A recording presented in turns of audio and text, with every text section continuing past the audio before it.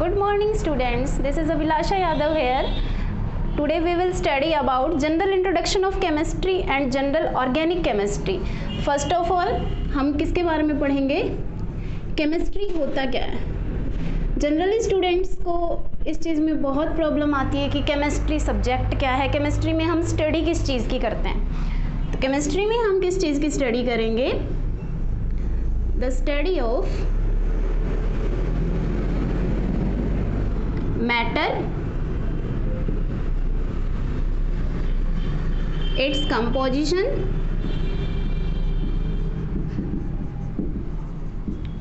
properties,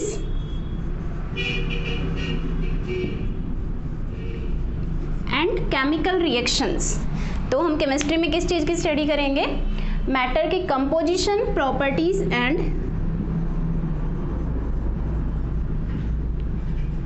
chemical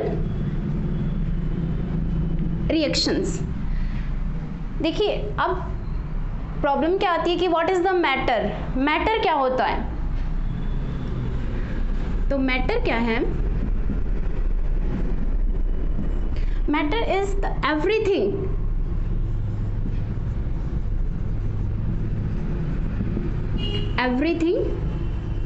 around us. हमारे चारों तरफ जो भी हमें दिख रहा है वो सब क्या है, मैटर है, एवरीथिंग अराउंड अस। तो हम केमिस्ट्री की एक और डेफिनेशन की बात करें तो हम मॉडर्न डेफिनेशन की फॉर्म में क्या बोल सकते हैं, atoms and molecules which interact with each other and form new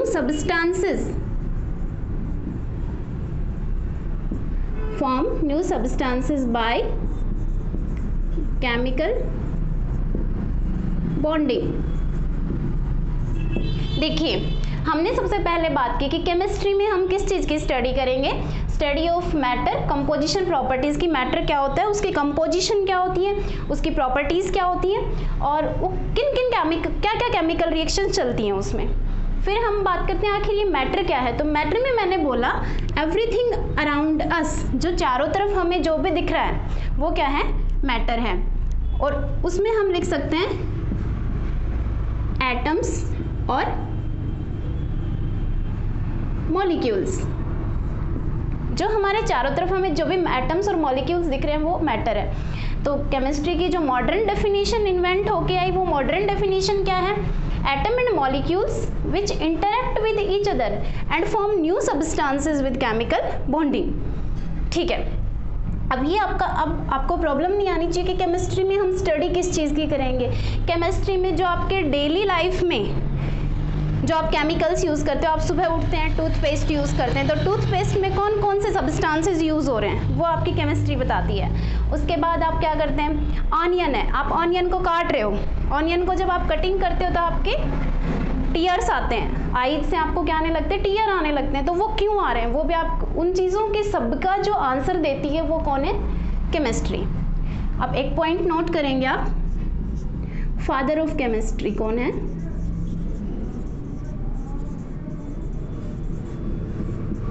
father of chemistry लैवोइजियर, mister लैवोइजियर।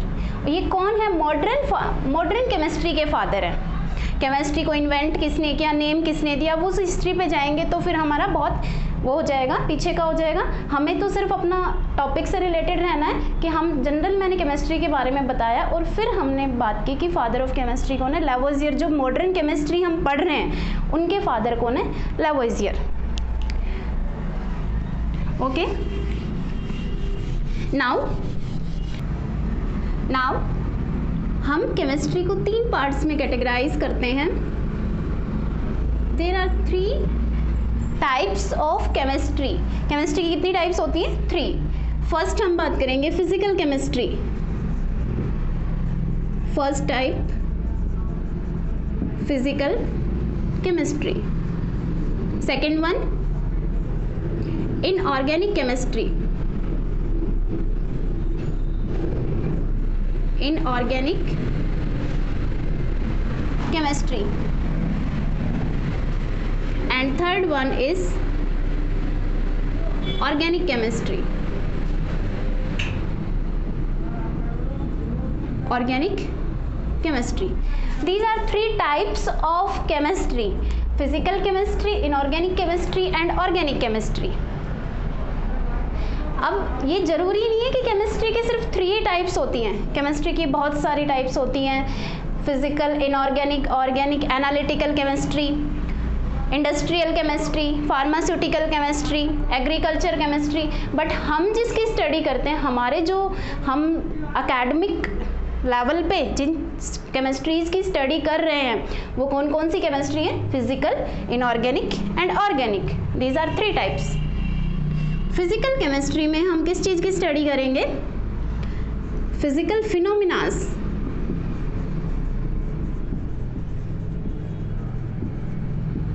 Physical phenomenas, laws and principles. Physical chemistry में हम जो जनरल फिजिकल फिनोमिनास जो हमारे जनरल डेली लाइफ में चल रहे हैं हम उनकी स्टडी करेंगे।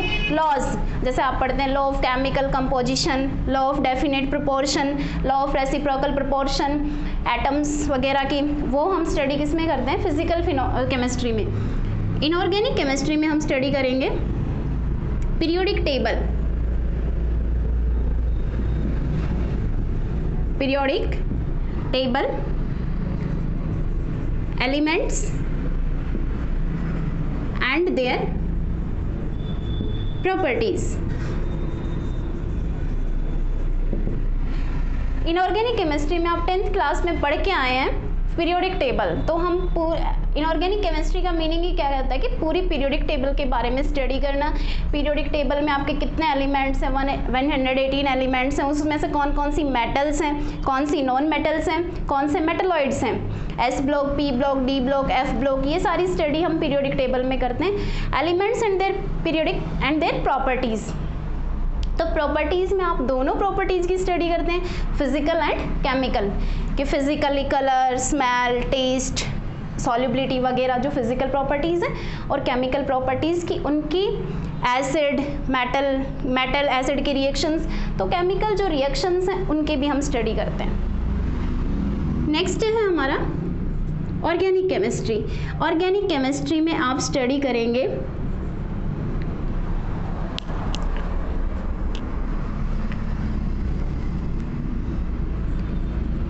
Carbon and hydrogen, carbon and hydrogen containing compounds.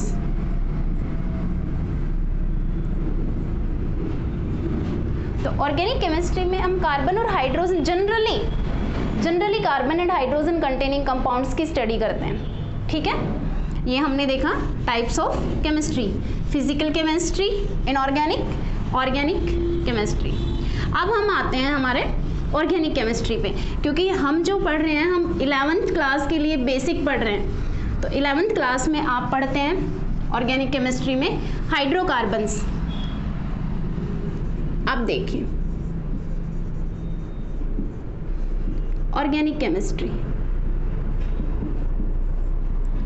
क्योंकि मैं आपको पढ़ा रही हूँ GOC, general organic chemistry. Organic chemistry का जनरल डिस्क्रिप्शन।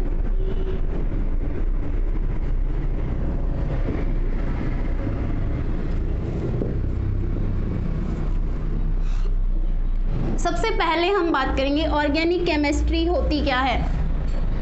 ठीक है, और ऑर्गेनिक केमिस्ट्री से पहले आप किस चीज़ की स्टडी कर लें? ऑर्गेनिक क्या होते हैं? तो ऑर्गेनिक सब्सटेंसेस क्या होते हैं? लिविंग थिंग्स को हम बोलते हैं ऑर्गेनिक, और जो नॉन लिविंग थिंग्स हैं उनको हम बोलते हैं इनऑर्गेनिक। ऑर्गेनिक में हमने देखा कि जो लिविंग थिंग्स हैं उन्हें हम ऑर्गेनिक बोल रहे हैं और जो नॉन लिविंग थिंग्स हैं उन्हें हम इनऑर्गेनिक बोल रहे हैं। तो सबसे पहले आपके साइंटिस्ट थे ब्रजेलियस। किसकी बात करेंगे हम? मिस्टर ब्रजेलियस। तो ब्रजेलियस साइंटिस्ट ने क्या बताया? ब्रजेलियस साइंटिस्ट ने बोला कि जो भी थिंग्स नेचर से ऑब्टेन्ड हो रही हैं, जैसे आपके प्लांट्स, एनिमल्स, मतलब जो सब्सटेंसेस प्लांट्स से, एनिमल्स से या लिविंग थिंग्स से ऑब्टेन होते हैं, उन्हें हम क्या बोलते हैं? Organic substances. और उसकी स्टडी को हम बोलते हैं ऑर्गेनिक केमिस्ट्री। समझ में आया कि लिविंग थिंग्स से या प्लांट्स और एनिमल्स से जो सब्सटेंसेस ऑब्टेन्ड हो रहे हैं, और प्लांट्स एंड एनिमल्स का मीनिंग है लिविंग थिंग्स, उनसे जो आपके सब्सटेंसेस ऑब्टेन्ड हो रहे हैं उन्हें हम बोल रहे हैं ऑर्गेनिक सब्सटेंसेस, और उसकी स्टडी को हम बोल रहे हैं ऑर्गेनिक केमिस्ट्री। अब देखिए, वो साहब ऐसे थे कि उन्होंने कुछ और बोला तो उन्होंने ठीक, बट क्या हुआ, आगे जाके साहब दूसरे बैठे रहते हैं एक दूसरे को फेल करने के लिए। तो इन्होंने आगे बोला कि कोई ऐसा मिस्टीरियस फोर्स है, मिस्टीरियस फोर्स जो कि क्या हम कहते हैं ना कि जो दुनिया है वो भगवान ने बनाई है। हम इसकी बात कर रहे हैं कि जो हमारे जैसे गीता है, कुरान है, ये जो हमारी हॉली बुक्स हैं, इनमें तो हम बोलते हैं कि जो एक स्पिरिचुअल पावर है जो कि अर्थ को बनाती है, बट साइंस तो ऐसा नहीं बोलती है। साइंस बोलती है नहीं, एक बिग बैंग थ्योरी हुई, उसके बाद टेम्परेचर हॉट हुआ, फिर ऑक्सीजन बनी, कार्बन बना, वो तो इसी हिसाब से इस साहब ने बोल दिया कि कोई मिस्टीरियस फोर्स है, कोई नेचुरल फोर्स है जिससे कि ये लिविंग थिंग्स बनी हैं, और इन लिविंग थिंग्स से लिविंग सब्सटेंसेस बने हैं। पर ऐसा कोई भी आर्टिफिशियल सब्सटेंस नहीं है जिससे हम ऑर्गेनिक बना सकें, मतलब ये अपने आप बने हैं। ब्रजेलियस ने बोला कि ये जो नेचुरल सब्सटेंसेस है ना, इनका हमें नहीं पता ये कहाँ से आए हैं, पर ये बने हैं। अब जैसे ऑर्गेनिक सब्सटेंसेस में हम बात करेंगे, ऑयल हुआ, कार्बोहाइड्रेट्स हुए, प्रोटीन्स हुए, ये सब क्या है? Organic substances. तो उन्होंने बोल दिया कि हाँ, कोई भी ऐसा नेचुरल फोर्स है या कोई भी ऐसा मिस्टीरियस फोर्स है जिससे ये बने हुए हैं, पर कोई भी आर्टिफिशियल थिंग से हम लिविंग थिंग नहीं बना सकते। अब दूसरे साहब बैठे हुए थे, mister Waller synthesis.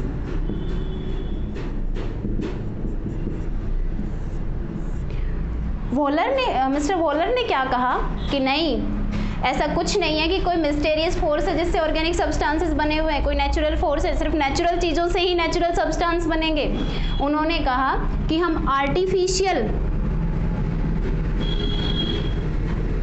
Natural substances को हम आर्टिफिशियली भी मेड कर सकते हैं।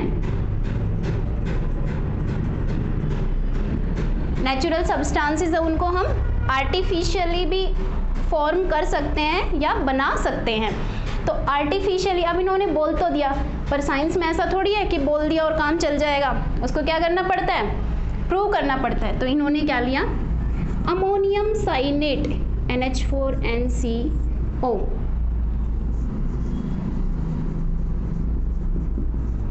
Ammonium cyanate. ये हम आगे केमिस्ट्री में जब पढ़ेंगे तो मैं आपको सब बता दूंगी, ये NC, cyano, isocyanide, cyanide, cyanate, isocyanate, ये क्या होते हैं। अभी सिर्फ हम यहाँ तक ही रहते हैं। अमोनियम, ये NH4 अमोनियम यूनिट है और NCO अपनी साइनेट यूनिट है। तो अमोनियम साइनेट से उसने क्या बना दिया?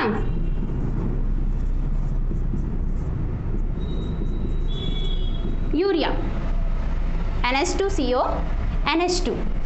अमोनियम साइनेट से उसने क्या बना दिया? यूरिया। और यूरिया इज अ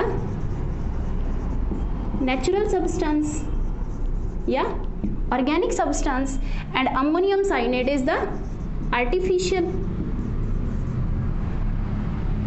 ठीक है, तो हम ये कह सकते हैं कि वॉलर ने क्या बोला कि ब्रजेलियस गलत कह रहे हैं।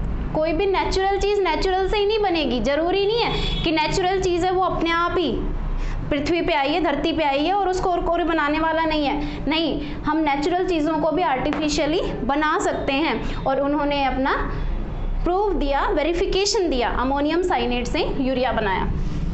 एक और साहब आए, मिस्टर कॉल्बे। कौन आए? कॉल्बे। कॉल्बे ने अब तीसरी बात बोली। ब्रजेलियस ने बोली कि नेचर में अपने आप बनते हैं। वॉलर ने बोली कि नेचर जो ऑर्गेनिक चीज़ें हैं हम उन्हें आर्टिफिशियली भी मेड कर सकते हैं। बट मिस्टर कॉल्बे इन्होंने बोला कि हम इन ऑर्गेनिक सब्सटेंसेस से ऑर्गेनिक सब्सटेंसेस बना सकते हैं। इन्होंने क्या बोला कि इनऑर्गेनिक सब्सटेंस से भी हम ऑर्गेनिक सब्सटेंस बना सकते हैं, और वो इनका एग्जाम्पल था synthesis of acetic acid. Acetic acid ये आप सिंथेसिस आपका 12th में है, बट एसिटिक एसिड की जो फॉर्मूला है वो आप जानते हैं CH3COOH। तो उसने एसिटिक एसिड का सिंथेसिस किया जो कि एक ऑर्गेनिक सब्सटेंस है, बट वो बना किससे जाता है? इनऑर्गेनिक से। ये हम यहाँ मैं आपको नहीं पढ़ाऊंगी क्योंकि आपके 11th से रिलेटेड नहीं है, 12th में बात करेंगे हम इसके। ठीक है, अब ये तो चीज़ क्लियर हो गई कि ऑर्गेनिक सब्सटेंसेस नेचुरली फॉर्म नहीं होते, उन्हें हम आर्टिफिशियली भी मेड कर सकते हैं और इनऑर्गेनिक सब्सटेंसेस से भी बना सकते हैं। तो देखिए अब क्या लिखें हम इसकी definition.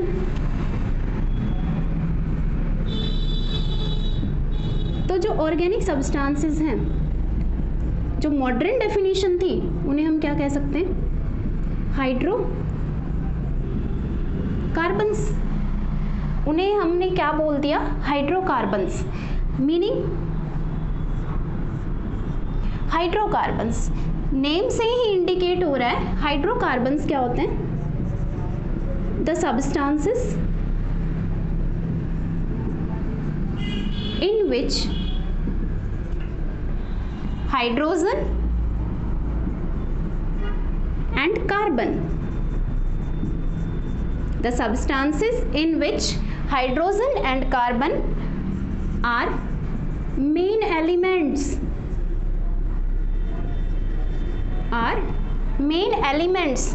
but sulfur, nitrogen, oxygen and halogens, sulfur, nitrogen, oxygen and halogens are also present as the heteroatom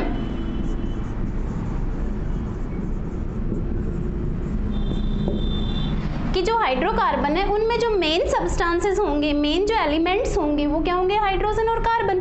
but उसके अलावा उसमें कौन कौन से एलिमेंट्स प्रेजेंट हो सकते हैं?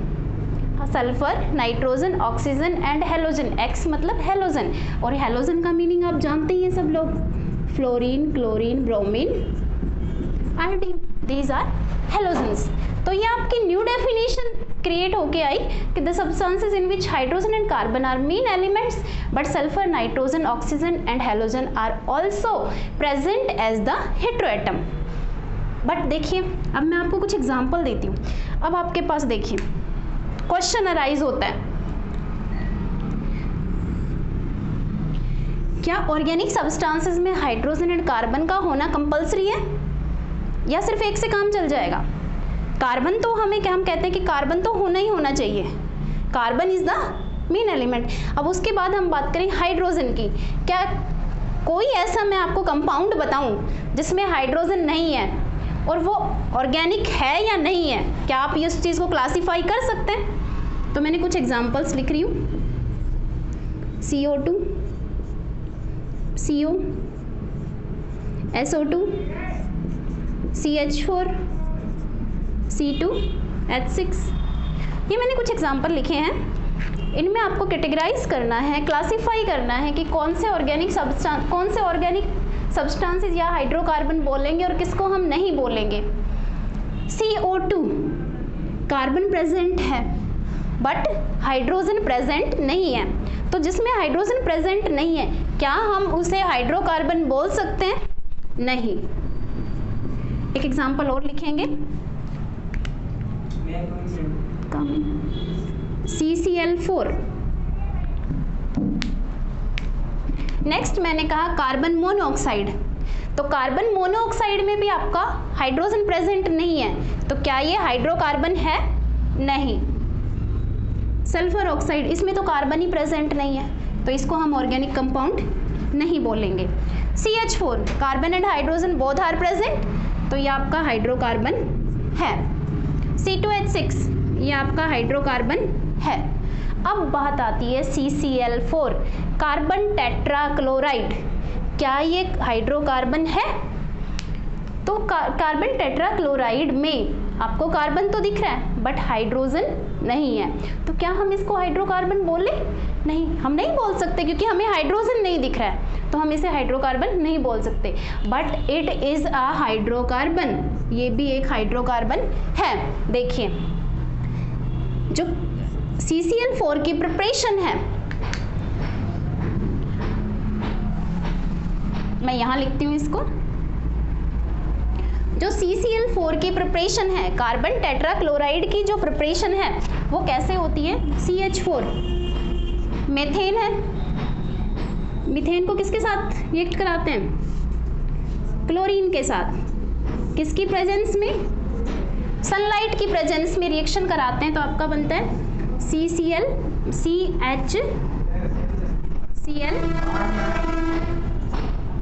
CH3Cl, और क्या निकला? -HCl। दोबारा से वही रिएक्शन सनलाइट की प्रेजेंस में, तो आपका क्या बनेगा? CH2Cl2 -HCl। दोबारा इसका क्लोरीनेशन कराएंगे सनलाइट की प्रेजेंस में, -HCl CHCl3, and then next chlorination in presence of sunlight -HCl, तो आपका बनेगा CCl4। देखिए जो मैंने बोला कार्बन टेट्राक्लोराइड, तो कार्बन टेट्राक्लोराइड की जो फॉर्मेशन है वो कैसे हुई है? मेथेन की हमने क्लोरीनेशन कराई है सनलाइट की प्रेजेंस में, तो आपका बना मिथाइल क्लोराइड। दोबारा क्लोरीनेशन, तो आपका डाइक्लोराइड। मतलब हमें रिएक्शन में क्या दिख रहा है कि जब हम क्लोरीनेशन कराते हैं तो एक क्लोरीन हाइड्रोजन को क्या कर देता है? रिप्लेस। फिर दोबारा से उसने किसको कर दिया? हाइड्रोजन को रिप्लेस। तो इस टाइप से चारों हाइड्रोजन किससे रिप्लेस हो गए? 4 क्लोरीन से। तो जो आफ्टर ऑल जो कार्बन टेट्राक्लोराइड बना, वो बना कहाँ से? मेथेन से। तो इसका रिएक्टेंट कौन था? मेथेन। तो ये क्या है? एक हाइड्रोकार्बन है। अब आपके पास एक और डेफिनेशन इन्वेंट होके आई है हाइड्रोकार्बन्स की, क्योंकि हाइड्रोकार्बन आपके टॉपिक है, तो हाइड्रोकार्बन को हम थोड़ा सा ढंग से पढ़ लेंगे। मैंने आपको बताया कि कौन से सब्सटेंसेस को हम हाइड्रोकार्बन बोलेंगे और कौन से सब्सटेंसेस को हाइड्रोकार्बन्स हम नहीं बोलेंगे। अब मैंने बोला कि हाइड्रोकार्बन्स वो होते हैं जो कि कार्बन और हाइड्रोजन के तो कंपाउंड होंगे ही होंगे, उनके डेरिवेटिव भी हो सकते हैं। देखिए modern definition, the substances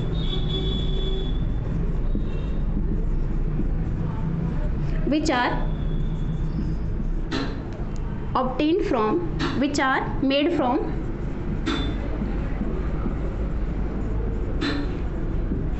carbon and hydrogen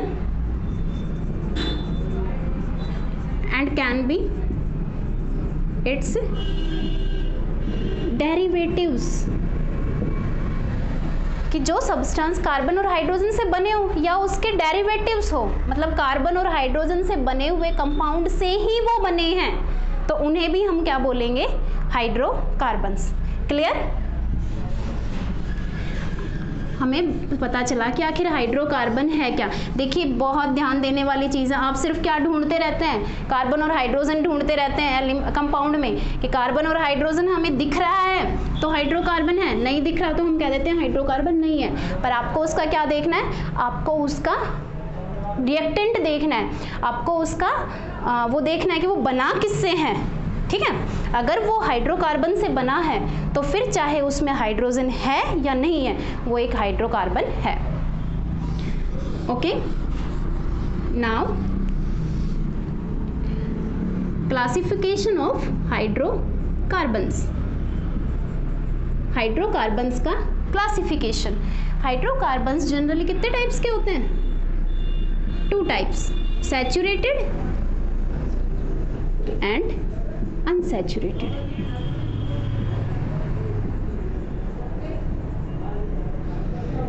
saturated and unsaturated hydrocarbons. अब सैचुरेटेड हाइड्रोकार्बन्स, सैचुरेशन, अब बात करते हैं सैचुरेशन, संतृप्तता हिंदी में हम बोलें तो सैचुरेशन, कि जो सैचुरेट है उसको किसी और की रिक्वायरमेंट नहीं है। जैसे नॉर्मल लाइफ में भी हम बात करें कि अगर सारी चीज़ें हमारे पास अवेलेबल हो जाएं, दूध वाला दूध दे जाता है, ग्रोसरी वाला ग्रोसरी का सामान दे जाता है, लाइट वाला बिजली का बिल घर ही आके दे जाता है, सिलेंडर वाला सिलेंडर घर आके दे जाए, अगर हमें घर से निकलना ही ना पड़े तो हम क्या हैं? सैचुरेट हैं। बट हम ऐसा होता नहीं है ना कुछ अनसैचुरेशन तो बाकी रह जाती है। तो जो सैचुरेटेड हाइड्रोकार्बन्स हैं, सबसे पहले हम बात करेंगे कार्बन।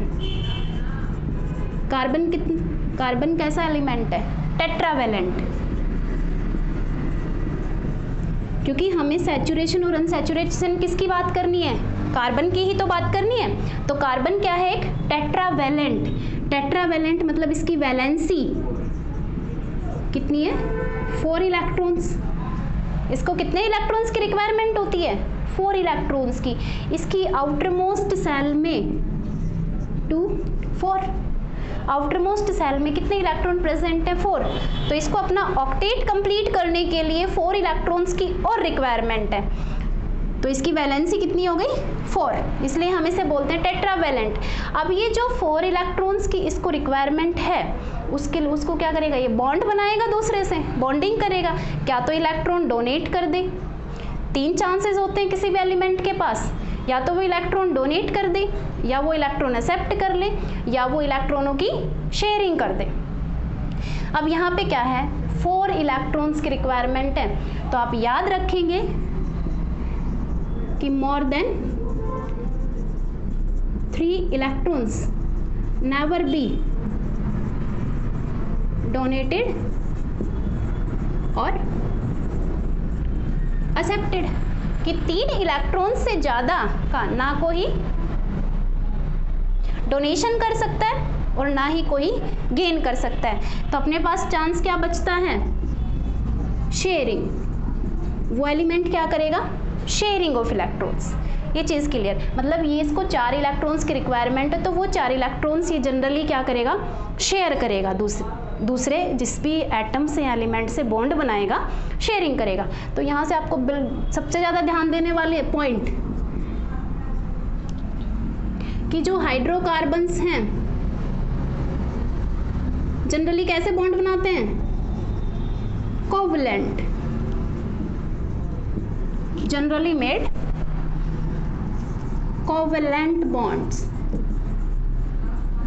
क्योंकि 4 इलेक्ट्रॉन्स की रिक्वायरमेंट होती है कार्बन को, तो कार्बन को 4 इलेक्ट्रॉन्स की रिक्वायरमेंट है, तो क्या आया कि जनरली वो कौन से बॉन्ड बनाएगा? Covalent bond. और कोवलेंट बॉन्ड कैसे बनता है? शेयरिंग ऑफ इलेक्ट्रॉन्स से। हाँ, कुछ एक्सेप्शंस बताएंगे जहाँ पे वो आयनिक बॉन्ड भी बनाता है, बट अभी हम आगे चलते हैं। तो यह आपने देखे कार्बन के बारे में थोड़ा सा डिस्क्रिप्शन। अब आपकी बात आती है सैचुरेटेड हाइड्रोकार्बन्स एंड अनसैचुरेटेड। तो फर्स्ट ऑफ ऑल हम किसकी स्टडी करेंगे? Saturated hydrocarbons. सैचुरेटेड हाइड्रोकार्बन्स में जो कार्बन है, carbon form single bonds. Carbon हमेशा सिंगल बॉन्ड बनाएगा भाई, कभी भी ऐसा नहीं होगा कि कार्बन क्या बनाए? डबल या ट्रिपल बॉन्ड। कार्बन दूसरे जिन एटम्स से बॉन्ड बनाएगा, अटैच होगा, वो हमेशा कौन से बॉन्ड से अटैच रहेगा? Single bonded. तो सिंगल बॉन्ड्स फॉर्मेशन जो हो रही है उसको हम बोल रहे हैं saturated hydrocarbons. Example alkanes, saturated hydrocarbons में हम किसकी स्टडी करेंगे? एल्केन्स, जैसे CH4 is the methane. Carbon के पास कितने इलेक्ट्रॉन? 4 hydrogens, 4 hydrogens 4 electron. जो इनके बीच बॉन्ड फॉर्मेशन हुई ये कौन सी है? Single bond formation. तो ये क्या है आपके सैचुरेटेड हाइड्रोकार्बन्स। मैं आपको टेबुलर फॉर्म में बता देती हूँ, एक टेबल बना देते हैं हम सैचुरेटेड और अनसैचुरेटेड की।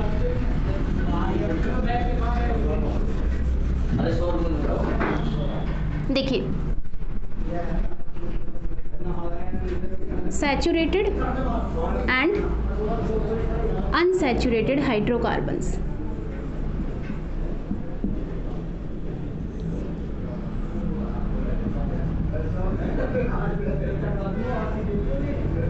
ठीक है, तो सैचुरेटेड हाइड्रोकार्बन्स में मैं सीधा ये कैसे होते हैं? Single bonded. और अनसैचुरेटेड कार्बन्स कैसे होते हैं? हाइड्रोकार्बन्स क्या होते हैं?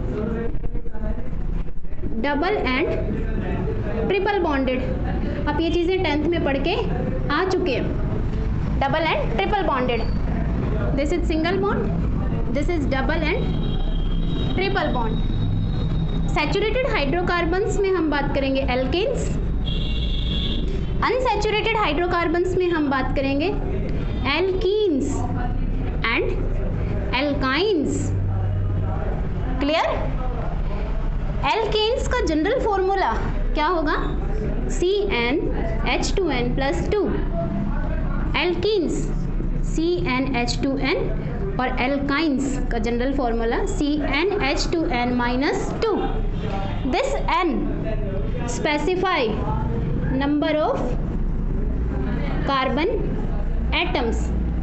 ये जो n है ये किसको डिनोट कर रहा है? Number of carbon atoms. Example में हम देखेंगे CH4 मीथेन, फॉर्मूले में आप लिख के देखेंगे तो सारा आपको सूट करेगा। जैसे मैं आपको सीधा बोल देती हूँ, आप बनाइए पेंटेन। पेंटेन मतलब कितने कार्बन एटम्स? 5। पेंट मतलब 5, तो पेंटेन में आप क्या लिखेंगे? C5। हाइड्रोजन कितने हो जाएंगे? 5 2 10 +2 12, C5H12। तो ये आपके एल्केन्स होते हैं। एल्कीन्स में हम बात करें, आप लिखेंगे एल्क प्लस ईन, जैसे मेथ प्लस ईन मीथेन।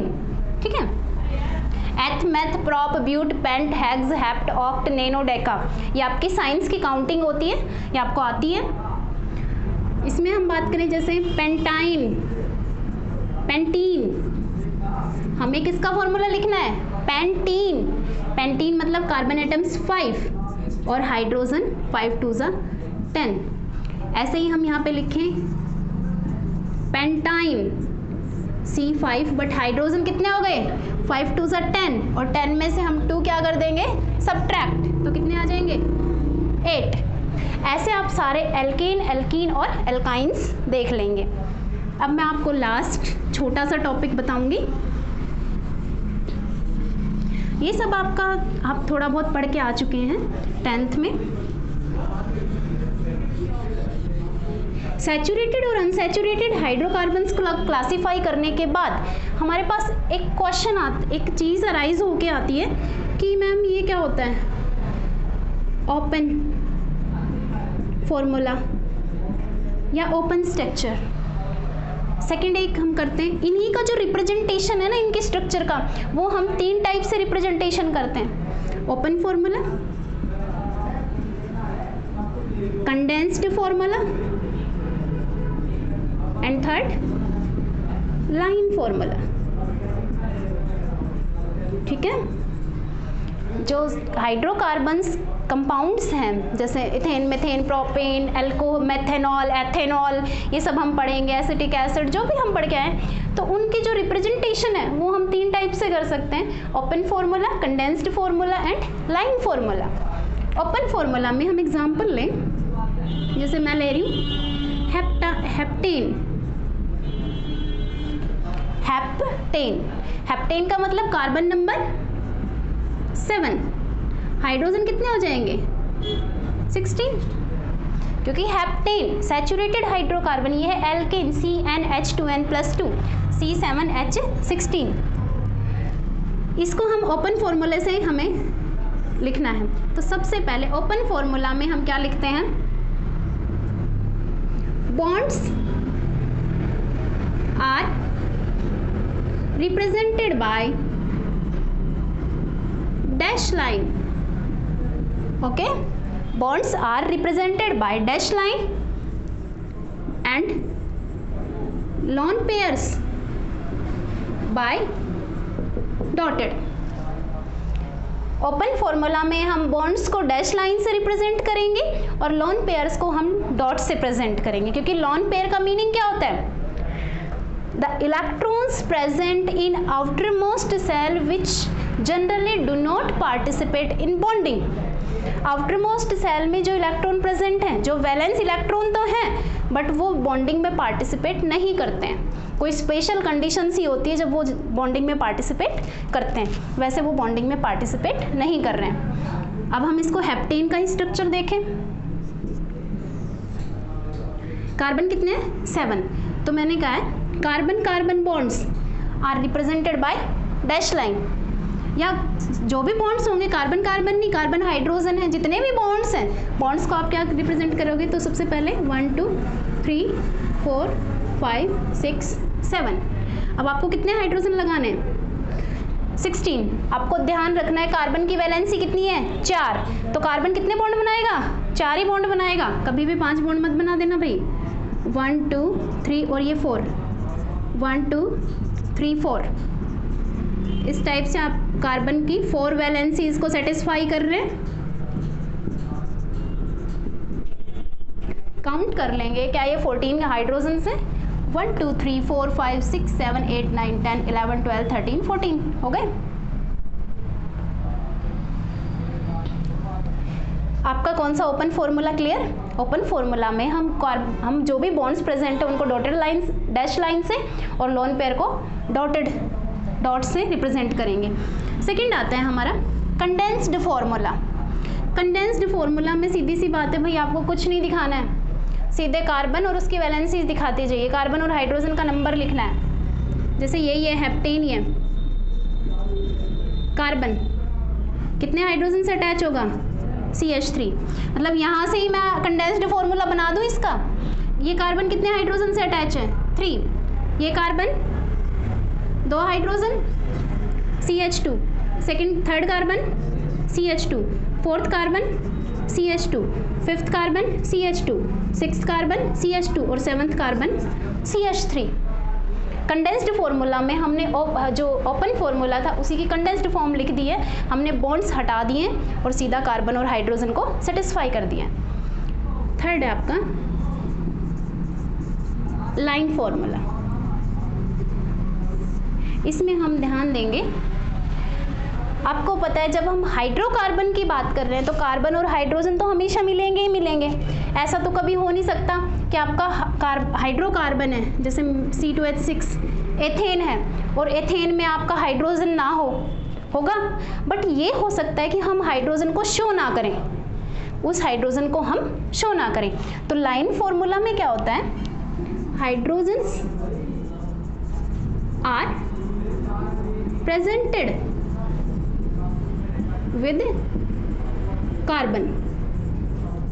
हाइड्रोजन्स कार्बन के साथ प्रेजेंट तो होते हैं but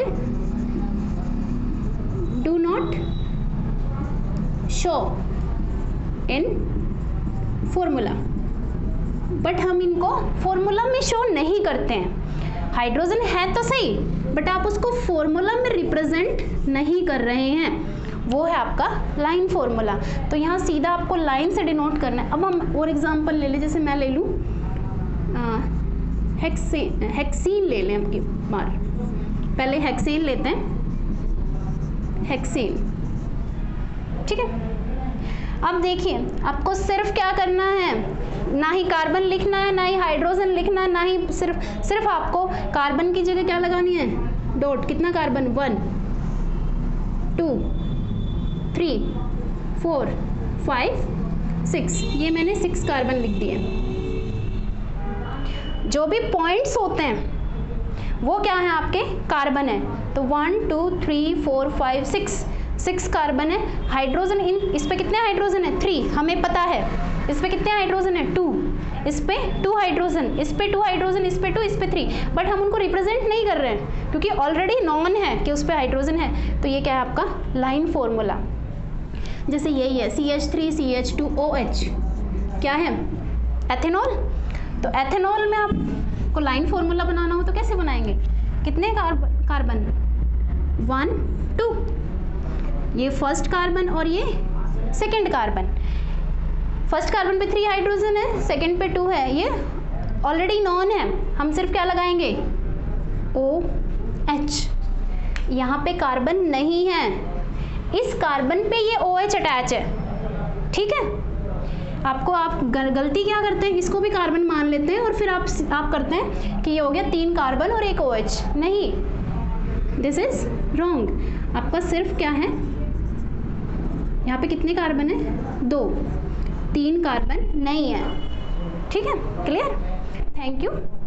tomorrow we will study about general structures and formulas of hydrocarbons.